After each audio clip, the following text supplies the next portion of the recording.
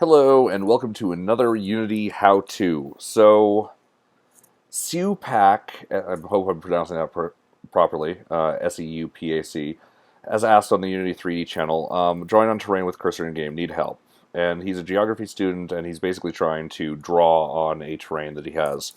He's explored using the line renderer and that actually might be a way to go, but I found a pretty cheap and easy way of doing this, so I'm just going to quickly mock this up real quick. So let's first start off by importing the character controller package.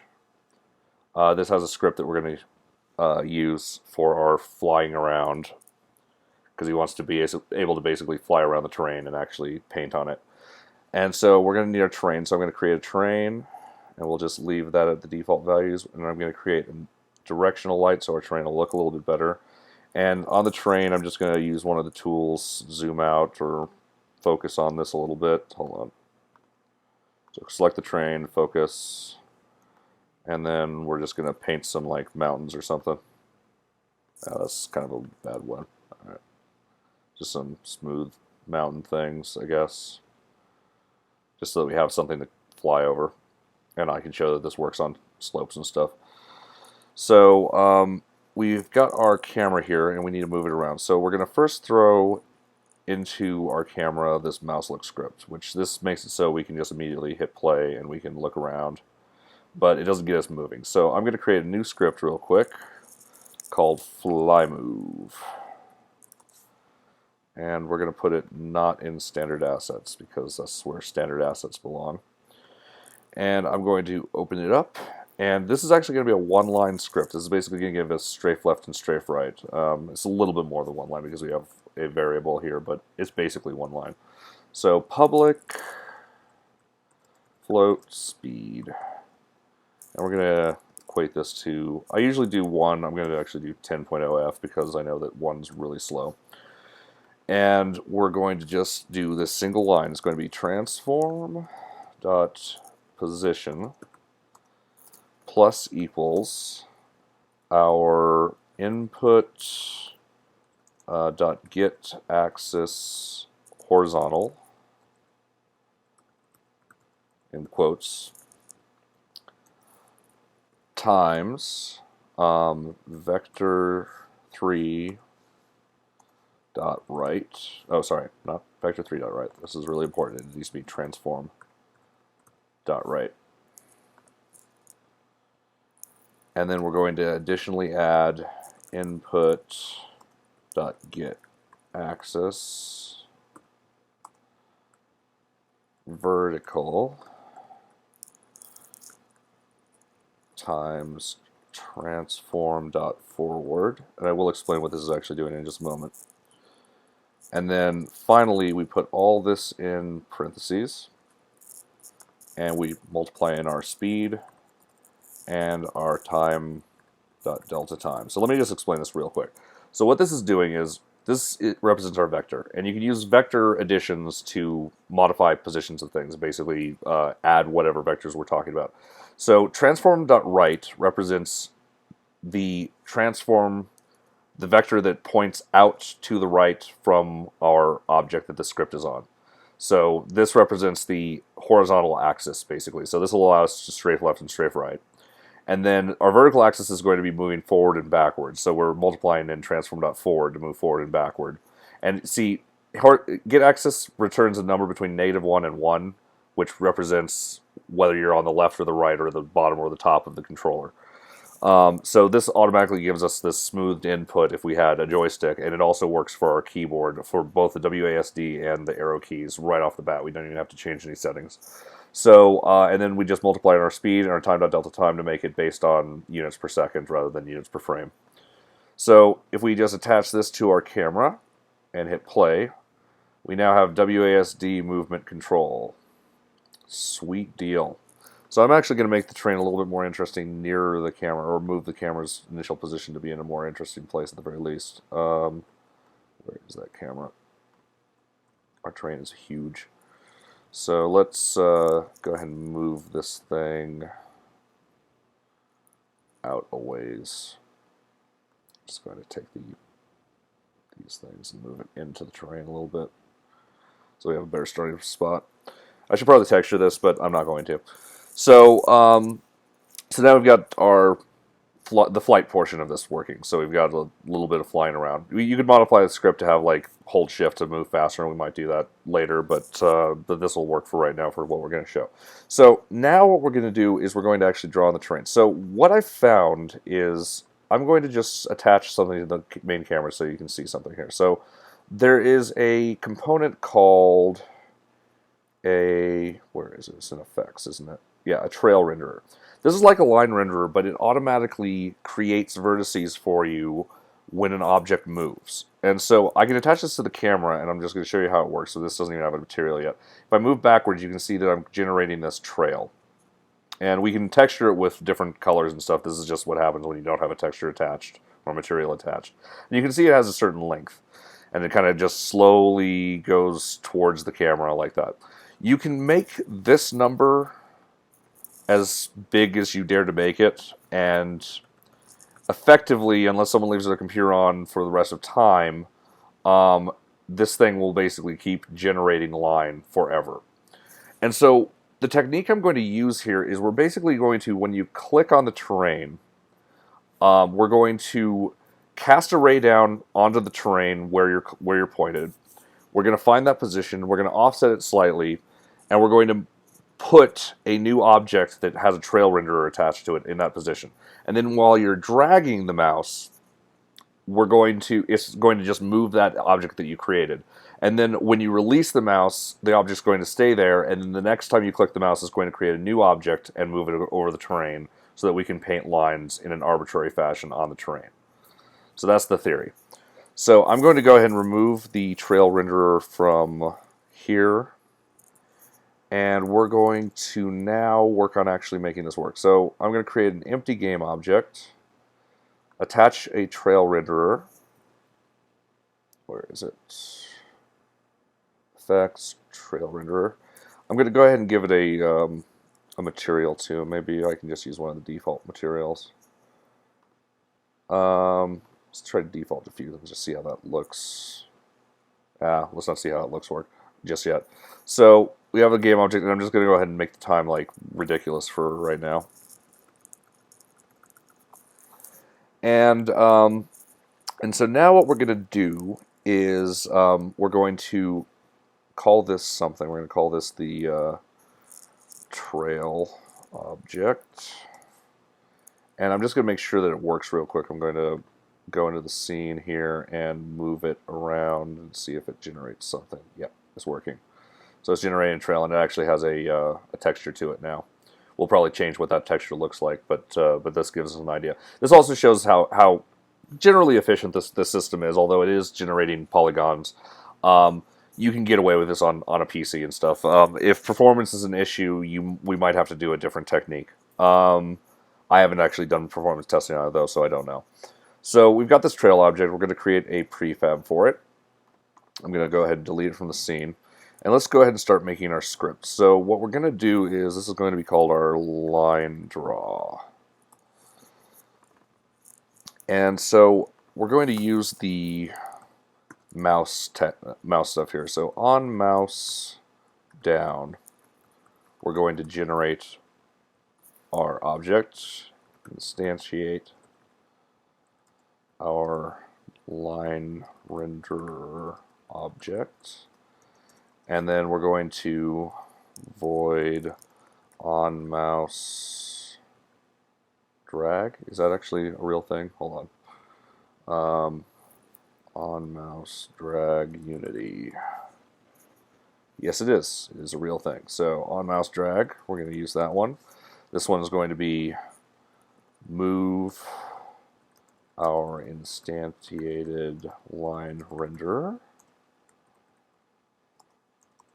And then finally, void on mouse up, leave the renderer where we left it. All right. So we shouldn't have to use any more things than this other than variables. So one of the variables we're going to need is our line renderer object reference. So I'm going to create a public game object. It actually might be more appropriate just to do line renderer. Yeah, let's do it. Line renderer, just in case we wanted to change values in it in the script at some point.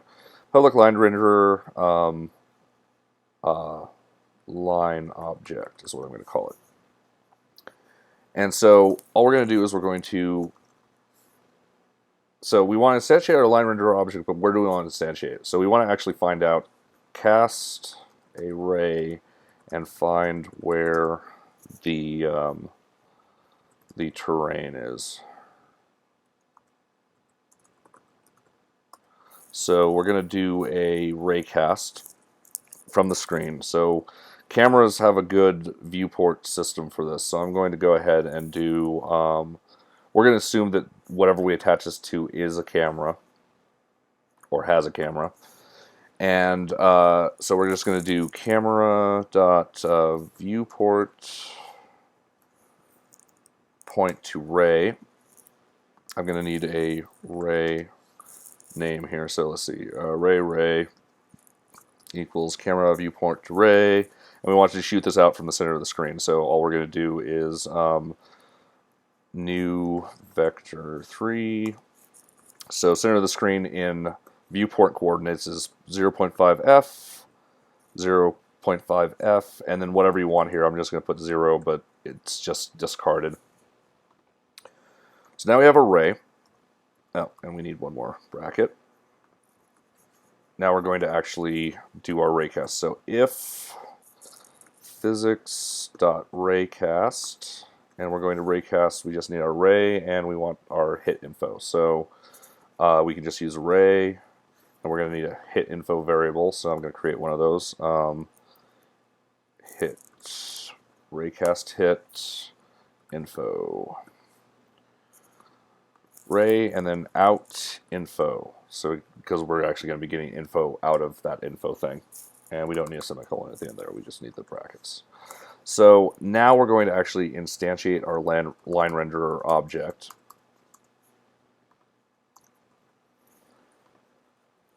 So we're going to get the position of where we hit. So info dot point is the position that we hit. So we're going to instantiate our object, which is line object. We're going to be using the second one here. Info.point, and the rotation, I don't know what we want the rotation to actually be at this point. I don't think it actually matters. So I'm just going to put in quaternion dot identity, which basically means default rotation. It means that we don't care about the rotation, really. Oh, missing the bracket here. I'm going to go ahead and save. And we're going to need this object, so we're going to actually make this into our line renderer. So we're instantiating the line object, and it's already called a line renderer. So we can do... oh, wait. This is not what we want. So, okay, yeah, we want our line object.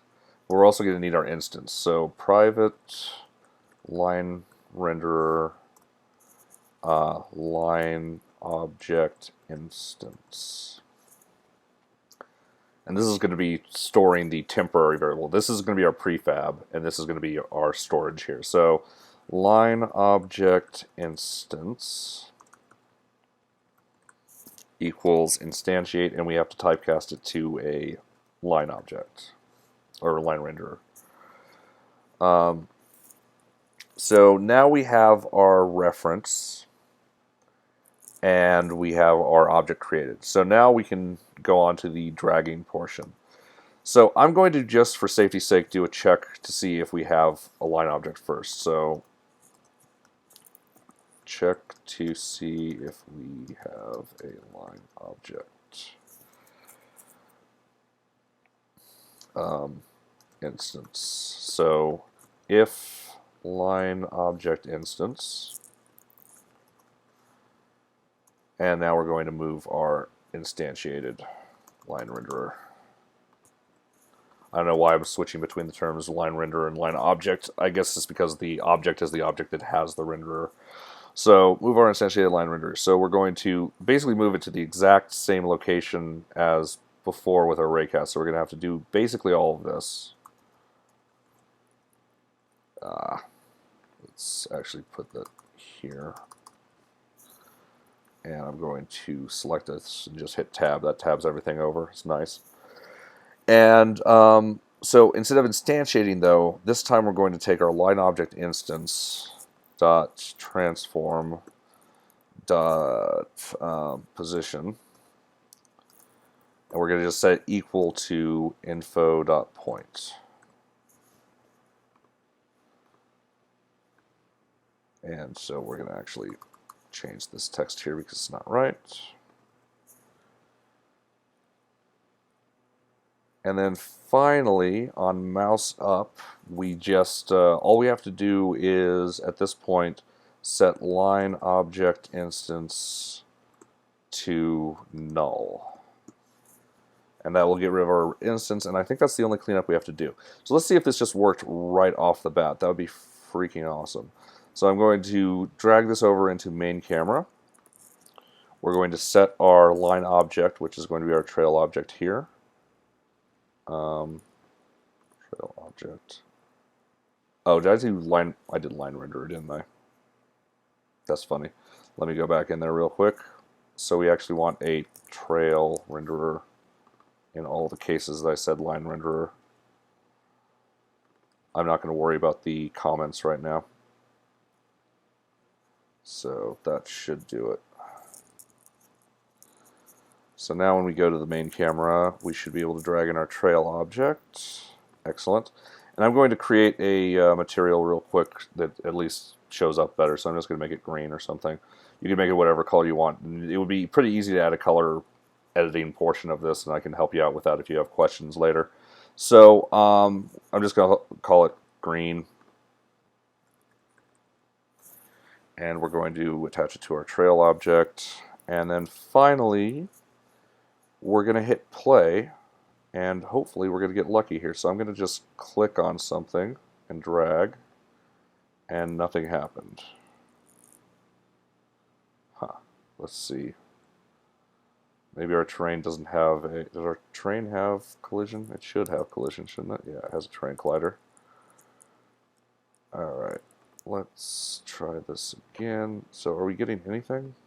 No, when I click I'm not getting anything. So let's see what we did wrong. Line draw. So if raycast, if physics.raycast, ray out info.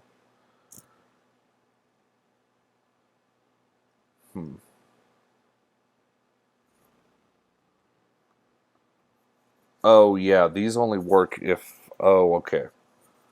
So the problem with this is on mouse down is only called on an object if it's clicked on that object. So we actually need to attach this to the terrain if I set it up this way.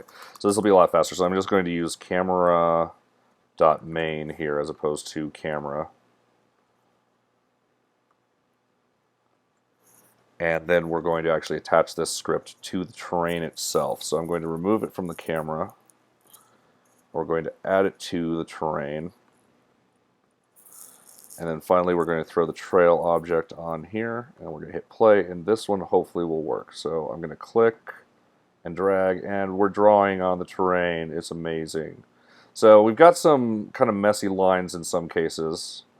So we might have to do a little bit of work to make this not clip through the terrain so much. But you can see that it actually is kind of drawing. If I stop drawing and then draw again, we get a new line. So it's working as we wanted it.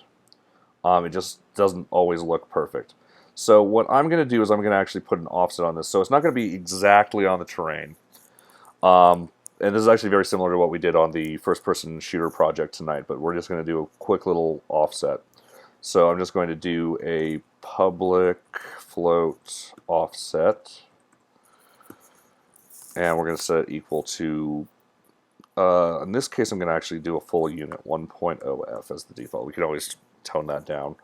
So now that we have that offset set, we're going to go in and add it to our position. So info.point plus info.normal, which is the normal off the surface, so we're also going to be pushing it out of the surface, times offset.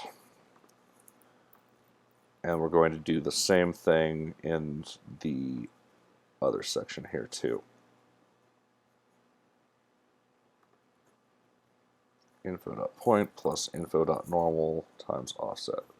So now if we hit play, let's see if it draws a little bit better. So now it looks like really clean lines, looking good.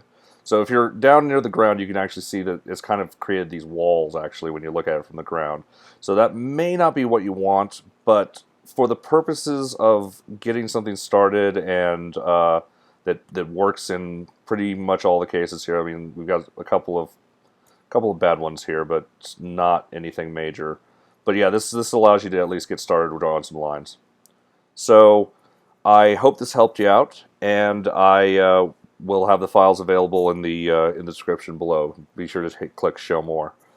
And thank you very much, and good night.